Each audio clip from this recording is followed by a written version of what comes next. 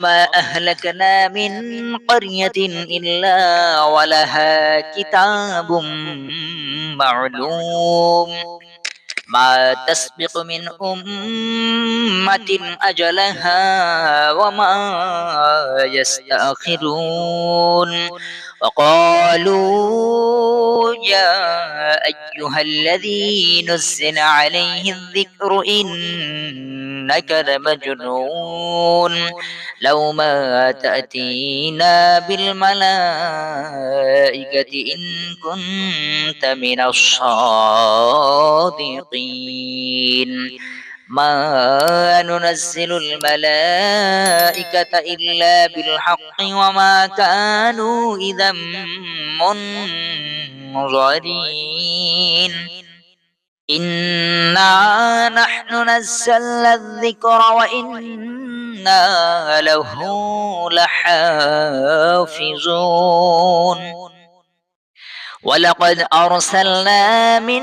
قبلك في شيع الأولين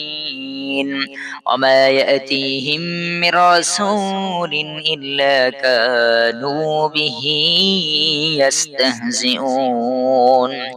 كذلك نسلكه في قلوب المجرمين لا يؤمنون به وقد خلت سنة الأولين ولو فتحنا عليهم بابا من السماء فظلوا فيه يعرجون لقالوا إنما سكرت أبصارنا بل نحن قوم مسحودون ولقد جعلنا في السماء بروجا وزيناها للناظرين وحفظناها من كل شيطان رجيم إلا من استرق السمع فأتبعه شهاب مبين والأرض مددناها وألقينا فيها رواسي وأنبتنا فيها من كل شيء موزون وجعلنا لكم فيها معايش ومن لستم له برازقين وإن من شيء إلا عندنا خزائنه وما ننزله إلا بقدر معلوم وأرسلنا الرياح لواقع فأنزلنا من السماء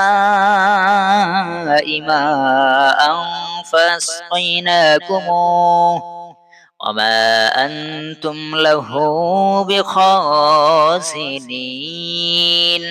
وإنا لنحن نحيي ونميت ونحن الوارثون ولقد علمنا المستقدمين منكم ولقد علمنا المستأخرين وإن ربك هو يحشرهم إنه حكيم عليم ولقد خلقنا الإنسان من صلصال من حمأ مسنون والجان خلقناه من قبل من نار السموم وإذ قال ربك للملائكة إني خالق